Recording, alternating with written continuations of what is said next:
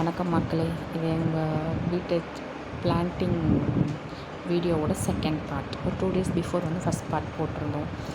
இது மருதாணி செடி நல்லா வளர்ந்துருச்சு. குட்டியாக இருந்தது. 2 இயர்ஸ் கழிச்சு நல்லாவே ஒரு வளர்ச்சி. அதுக்கப்புறம் பார்த்திங்கன்னா செம்பருத்தி செடி. இது தொட்டியில் தான் வச்சுருந்தாங்க. அதுக்கப்புறம் அதை டிக் பண்ணிவிட்டு கீழே சிமெண்ட்டை பேத்துட்டு உள்ளே போட்டு வச்சுட்டாங்க. அதுக்கப்புறம் தான் இது நல்லா வளர ஆரம்பிச்சது பார்த்துக்கோங்க. அடுத்தது இந்த நடுவில் இருக்கிறது மல்லிச்செடி. 2 மல்லிச்செடி இருக்கும். அது நல்லா காட்டும். அடுத்தது நல்லா பூக்கும்.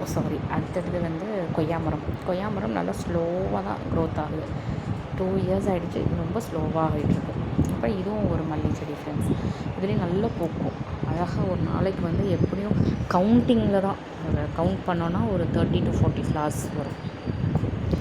அப்புறம் பார்த்திங்கன்னா இது சைடில் வீட்டோட சைடு. அதுக்கப்புறம் இப்போ வீட்டோட கம்ப்ளீட் பேக் சைட். நாங்கள் மாடியில் இது கீழே அங்கே பாருங்கள் தண்ணி ஊற்றிட்டு போயிருக்காங்க. வேப்ப மரம் ஒல்லியாக தான் இருக்கும். ஆனால் மேலே நல்ல லீவ்ஸ் நிறையா இருக்கும். வேப்ப மரத்தில் மேலே பார்த்திங்கன்னா தெரியும். அதேமாதிரி பக்கத்தில் இருக்கிறதும் வேம்பு தான். இதை காமிக்கிறோம் இல்லைங்களா, இதுவும் வேப்ப மரம் தான். மேலே நல்லா வந்திருக்கும். அந்த பக்கத்து காம்பவுண்டில் இருக்கவங்க கருவேப்பிலை மரம், வாழை மரம், அதோட இதெல்லாம் இந்த பக்கம் கொஞ்சம் வளர்ந்து சாயறதுனால ரொம்ப கிளம்ஸியாக இருக்க மாதிரி இருக்கும். பாருங்கள் கருவேப்பிலை மரம். அடுத்தது இதுவும் வேம்பு தான் ஆக்சுவலாக. அதனால் அதை நான் மேலே ஃபோக்கஸ் பண்ணியிருக்கேனான்னு தெரியல, வந்திருக்கு. ஓகே, அடுத்தது முருங்கை மரம் ஃப்ரெண்ட்ஸ். இதுவும் நல்லாயிருக்கு. இது second time harvesting. First time அந்த பூச்சி அந்த கம்பளி புழுலாம் வரும்ன்றனால கட் பண்ணிட்டாங்க. இது செகண்ட் டைம் நல்லா வளர்ந்துருக்கு ஃப்ரெண்ட்ஸ்.